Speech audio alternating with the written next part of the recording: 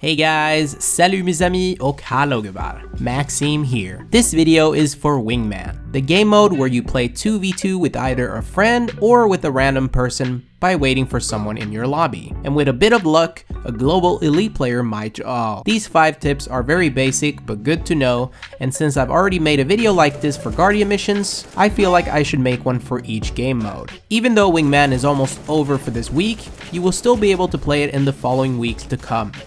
First tip, if you're playing on a map where the terrorists can make it to the site before you, like for example the map Bank, you can deny the plant very easily by throwing an incendiary. Remember to shoot whatever is in the way, like glass for example, so it breaks, and so you can throw it better. Second tip has to do with the previous tip, and it's for the terrorist. Since you're playing on smaller maps, but you're still getting 90-second round times, planting the bomb should not be a priority. If there's more than 30 seconds left of the round, always try to focus on killing the enemies first. I've noticed that some people plant the bomb early, which makes them vulnerable to attacks very easily. And some of the bomb sites on these maps are open to many different angles, so you will only make it harder for yourself. Third tip is about boosting each other. In this game mode, you can actually take advantage of the fact that you're solid and do stuff like this.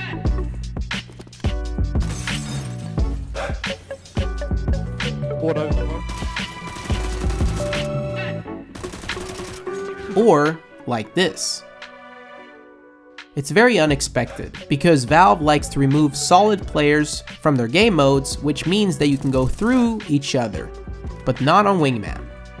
Fourth tip, if you're playing as a CT on one of the more open maps like Safe House or Lake, it's always good to have one player inside who's just lurking and another player outside who's scouting and scanning the outside of the map. What I would really recommend is have the player inside go up to the highest floor to give better info while having the higher ground, and have the player outside play more safe while still checking the lower ground. This will give you lots of control and it's very balanced and effective. Fifth and last tip, some of these maps have too many angles, which means you can't really rely on them. It's therefore more important to outplay your enemies by, for example, flanking them and reading their movements. Safe House and Lake are 2 maps that are great examples. These 2 maps are very hard to play normal Counter-Strike on, so try to rely less on angles. Instead, try your best to read your opponents. So these are my 5 tips. I'll see you guys in the next video. Go bananas!